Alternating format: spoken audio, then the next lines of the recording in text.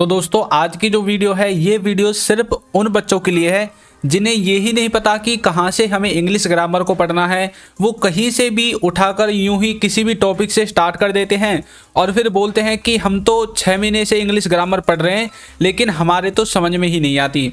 तो यदि आपको इंग्लिश ग्रामर के बारे में पता नहीं है कि आपको स्पोकन इंग्लिश के लिए यानी कि जब आप इंग्लिश बोलना चाहते हैं तब आपको कौन कौन से टॉपिकों पर ज़्यादा ध्यान देना चाहिए, कौन कौन से टॉपिकों पर कम ध्यान देना चाहिए, तो इन सब के बारे में हम आज की इस वीडियो में जानने वाले हैं। तो वीडियो को आप लास्ट तक देखना और आज आपके सारे सवालों के जो जवाब हैं वो मिल जाएंगे। और सबसे लास्ट में मैं आपको एक टिप भी बताऊंगा कि आप किस तरह से अपनी इंग्लिश को और जो आपकी वोकैबुलरी होती है उसको आसानी से जो है और अच्छा कर सकते हो। तो चलिए शुरू करते हैं। तो देखिए यहाँ पर हम सबसे पहले 3 टॉपिकों के बारे में बात करेंगे। पहला है इंग्लिश ग्रामर टॉपिक्स, यानी कि इंग्लिश ग्रामर में आपके जो टॉपिक्स हैं उनको सीरियल वाइज किस तरह से आपको पढ़ना चाहिए इसके बारे में।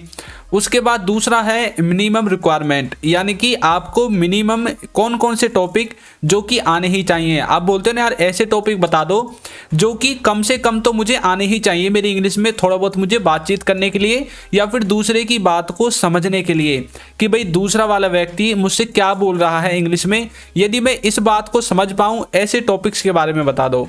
या फिर अब हम बात करेंगे वोकैब टिप्स के बारे में, यानी कि आप अपनी वोकैबुलरी को किस तरह से जो है एनहांस करोगे उनके बारे में हम बात करने वाले हैं। तो वीडियो को लास्ट तक देखना।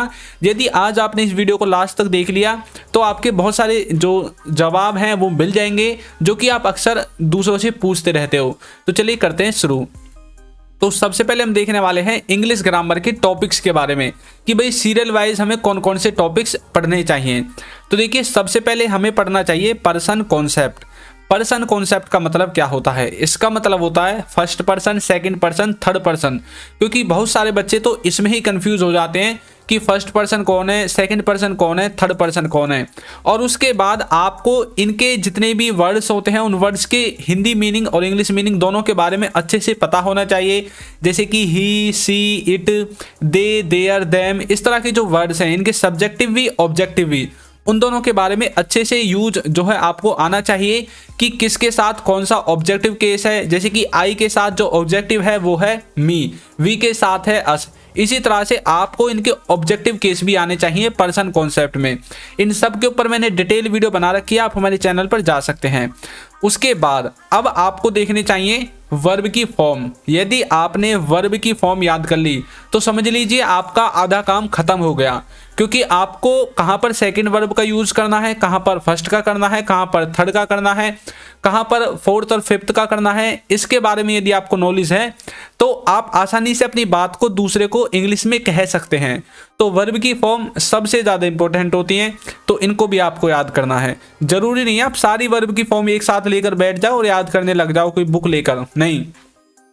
जो जो आपकी रिक्वायरमेंट बढ़ती जाए त्यों त्यों आप जो है अपनी वर्ब की फॉर्म को याद करते चले जाना। जैसे कि आपको आज गो की जो है रिक्वायरमेंट है आपके सेंटेंस में, तो आप गो की सभी वर्ब की फॉर्म को देख लो। कल आपको स्लीप की पड़ेगी तो उसकी सारी वर्ब की फॉर्म देख लो। परसों आपको और भी किसी वर्ड की पड़ेगी तो उसकी जैसे धीरे धीरे करके आप याद करते चले जाओ या फिर एक डायरी में उन सबको लिखते चले जाओ। इस तरह से एक साथ आप लेकर बैठोगे तो आप भूल जाओगे। एक साथ मत करना कुछ भी काम, धीरे धीरे जैसे जैसे आपकी लाइफ में आप सेंटेंस बनाते जाओगे वैसे वैसे आप अपनी वर्ब की फॉर्म को भी याद करते जाना। उसके बाद अब आपको याद करने हैं सिंपल सेंटेंसेज। इनके स्ट्रक्चर्स को पढ़ना है और ये समझना है कि सिंपल सेंटेंसेस होते क्या हैं। मैं आपको बता दूं सिंपल सेंटेंसेस में आपकी वर्ब नहीं होती है, ये विदाउट वर्ब होते हैं। इसमें हम किसी के बारे में इंफॉर्मेशन देते हैं या फिर किसी से कोई इंफॉर्मेशन लेते हैं, उसमें हम सिंपल सेंटेंसेस का यूज करते हैं। अब उसके बाद अब पढ़ने हैं आपको टेंस। अब ये जो टेंस हैं इनको आपको सिंपल सेंटेंसेस के बाद पढ़ना है। लेकिन अब देखिए इससे पहले टेंस से पहले 3 टॉपिक मैंने आपको बता दिए। अब बच्चे क्या करते हैं जो इंग्लिश सीखना चाहते हैं वो शुरुआत ही टेंस से करते हैं, फिर उनके समझ में नहीं आता, पता नहीं क्या क्या पढ़ते रहते हैं और फिर दिमाग में से ऊपर भी निकल जाता है, समझ में ही नहीं आता उनका कि कौन सा टेंस पढ़ना है, इस टेंस में कौन सा स्ट्रक्चर है, कहाँ से स्ट्रक्चर बन गया, इसके साथ कौन सी वर्ब की फॉर्म लगाए, उनको कुछ समझ में नहीं आता। तो आप सीरियल वाइज पढ़ना, आपके सब चीज़ धीरे धीरे समझ में आ जाएगी, क्योंकि जब आप बेस क्लियर करोगे तभी तो आप एडवांस लेवल पर जाओगे। तो अब आपको टेंस को पढ़ना है। टेंस भी ऐसा नहीं पढ़ना कि एक ही दिन में सारे टेंस पढ़ दिए, नहीं, धीरे धीरे समझ कर उनके सेंस के साथ आपको पढ़ना है, तब आपको अच्छे समझ में आएगा। और उसके डेली लाइफ से जुड़े एग्जाम्पल्स देखिए, मैंने भी टेंस के ऊपर वीडियो बना रखी है, आप उसे भी देख सकते हैं। उसके बाद अब आपको पढ़ना है मॉडल्स को। ये जो मॉडल्स हैं ये बहुत ही इंपॉर्टेंट हैं, टेंस और मॉडल्स। यदि आपको ये दोनों आते हैं तो समझ लीजिए 50% इंग्लिश आपके कब्जे में है। आप इंग्लिश को यूं चुटकी बजाते ही बोल दोगे।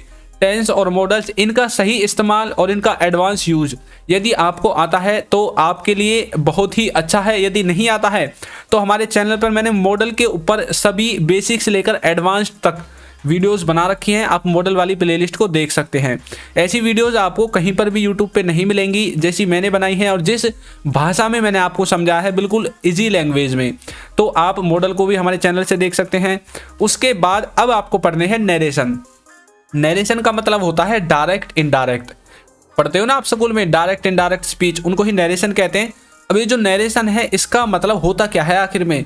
इसका मतलब ये होता है कि किसी दूसरे की बात को हम उसकी बात को ज्यों की त्यों ना कहकर उसकी बात को अपने शब्दों में किसी को जब बताते हैं तो वहां पर नरेशन होता है, यानी कि डायरेक्ट इनडायरेक्ट। उसकी जो बात है उसे हम जैसा वो बोलता है ऐसा नहीं बताते, बल्कि अपने वर्ड्स उसमें जोड़कर अपने लैंग्वेज में ट्रांसलेट करके हम उसको बता देते हैं। तो ये नरेशन होता है, इसमें घबराने की कोई ज़रूरत नहीं है। और ना ही आपको किसी का रूल याद करना है, आपको इनका सेंस याद करना है। और इंग्लिश में सब स्ट्रक्चर्स एक जैसे ही बनते हैं। अब इसके बाद अब आपको पढ़ना है पार्ट ऑफ स्पीच।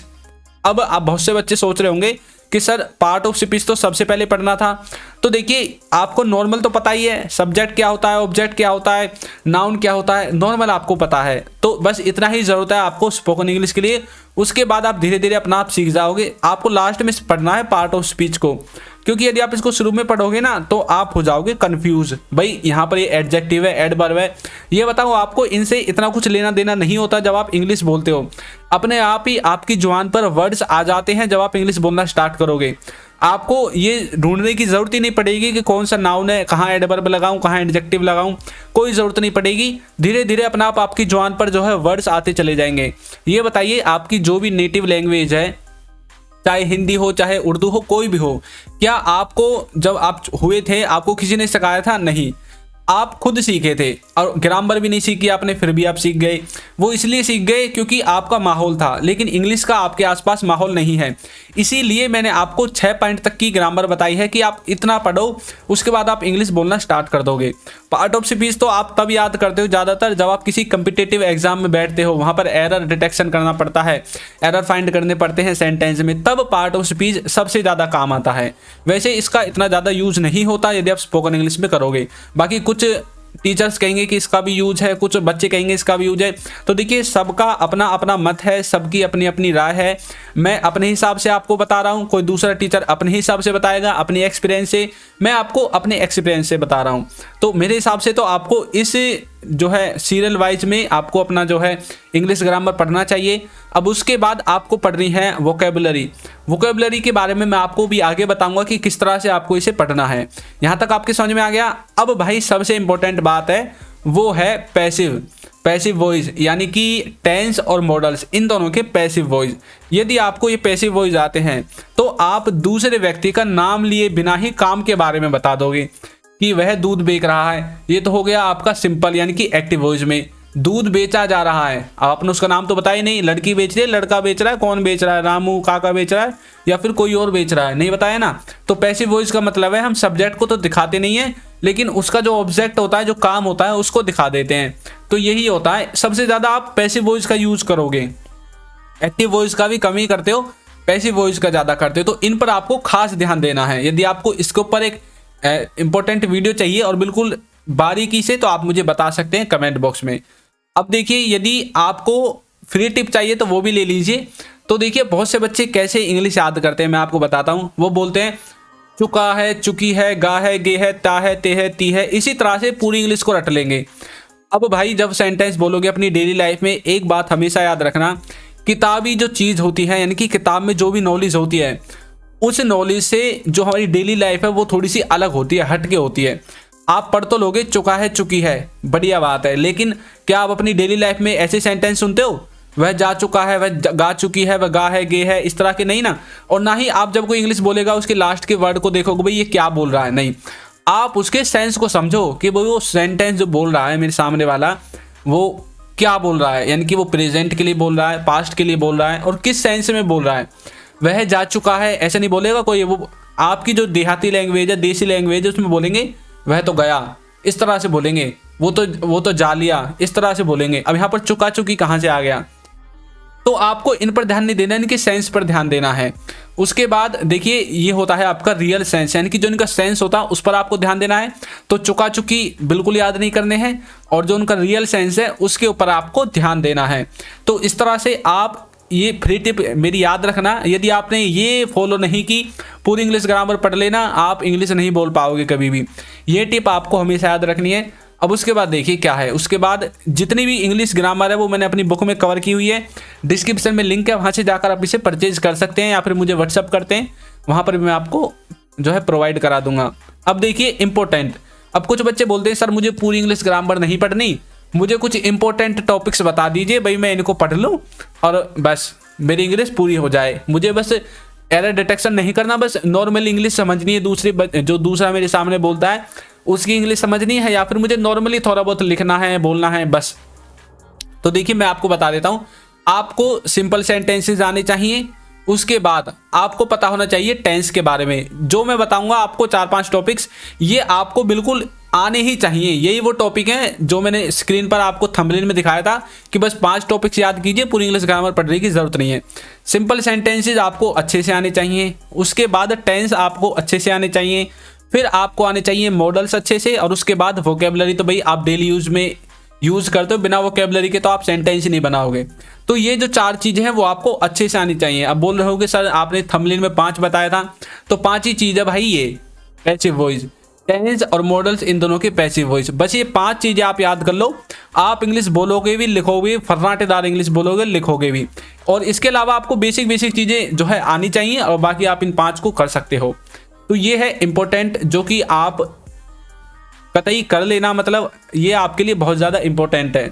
अब हम बात करते हैं वोकेबलरी के बारे में, वोकेबलरी कैसे याद करनी है। तो देखिए डेली यूज वर्ड्स, ये डेली यूज वर्ड्स क्या है, इसका मतलब है कि आप ऐसे वोकेबलरी कभी याद नहीं कर सकते कि भाई आज मैं सुबह बैठ गया 6 बजे और मैं रुका ही नहीं, 1 हफ्ते तक, 1 महीने तक, क्या 1 साल तक मैंने पूरी डिक्शनरी याद कर डाली। ऐसे आप कभी भी जो है अपनी वोकेबलरी को नहीं बढ़ा सकते। आप उसको जब बढ़ाओगे जब आप उसको अपनी डेली लाइफ में यूज करना स्टार्ट कर दोगे। आप किसी हिंदी के वर्ड को ले लीजिए, या फिर आपकी जो नेटिव लैंग्वेज का वर्ड है जो आपने कभी 6ठी-7वीं क्लास में पढ़ा था, उस टाइम से और आज तक आपने वो वर्ड नहीं पढ़ा, तो आपको उसका यूज ही नहीं है, ना आपको उसका मीनिंग पता है, उस टाइम पढ़ा था भूल गए। तो ऐसे ही जो वोकेबलरी है ये भी ऐसे ही है, इसको आप पढ़ लोगे आज, 2 दिन याद रहेगा, तीसरे दिन भूल जाओगे।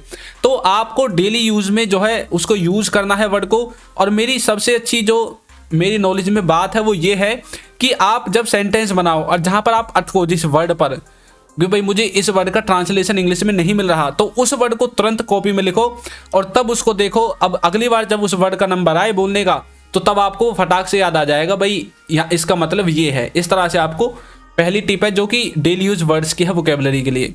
उसके बाद आपको एक ही वर्ड्स के टाइप्स देखने हैं, जैसे कि हिंदी में है एक खुशी, दुख, प्रसन्नता, तो इसको आपको देखना है कि इसको हम इंग्लिश में कौन कौन से वर्ड्स से बोल सकते हैं। यानी कि एक ही वर्ड के मल्टीपल जो है, आप एक तरीका से ऐसे कह सकते हो मल्टीपल जो टाइप्स हैं उनके बारे में आपको जानना है कि एक ही चीज़ को हम अलग अलग तरह से कैसे डिफाइन कर सकते हैं। इस तरह से वर्ड्स को याद करना है। उसके बाद आपको उनको रिपीट करना है, सबको अपनी डेली लाइफ में रिपीट करना है। जब तक रिपीट नहीं करोगे आपको याद नहीं होगा, तो रिपीट करना है, आपके जरूर याद होगा। उसके बाद आपको अपनी जो डायरी है उसमें धीरे धीरे आपको बना लेना है। और फिर जैसे कि हर टीचर बोलता है भाई किसी दिन 5 वर्ड याद कर लिए, किसी दिन 2 कर लिए, किसी दिन 6 कर लिए, इसी तरह से डेली लिखते चले जाना। अब लिखने का मतलब ये नहीं है आपने लिख दिया डायरी में और उसके बाद डायरी नहीं खोल के देखी, नहीं, डायरी में लिखना भी है, उसको डेली रिवाइज भी करना है, यूज भी करना है अपनी डेली लाइफ में, तब आपकी वोकेबलरी इंक्रीज होगी। अब उसके बाद अब देखिए मैं स्पेशल आपके लिए एक सवाल छोड़कर जा रहा हूं जो कि आपको कमेंट बॉक्स में हमें बताना है। देखते हैं कितने बच्चों ने वीडियो को लास्ट तक देखा है। तो वो ये है कि आपको कौन कौन से टॉपिक्स आते हैं इंग्लिश ग्रामर में, उसके बारे में आप मुझे कमेंट बॉक्स में बताना। और यदि हो सके, यदि आपके पास टाइम है तो ये भी बता देना कि कौन कौन से नहीं आते हैं। जो कमेंट बॉक्स है वो आप सबके लिए खाली पड़ा है, तो कमेंट में आपको कमेंट करके बता देना है। तो दोस्तों वीडियो आपको कैसी लगी है जरूर बताइएगा, और यदि आपको कुछ भी नॉलेज मिली है थोड़ी बहुत भी, तो आप हमारे चैनल को सब्सक्राइब कीजिए। और वैसे हमारे चैनल पर नॉलेजेबल वीडियो बहुत सारी हैं, हमारे चैनल पर विजिट कीजिए, वहाँ पर आपको बहुत सारी वीडियोज़ मिलेंगी। तो आज की वीडियो में इतना ही, मिलते हैं किसी नई वीडियो में, तब तक के लिए थैंक यू।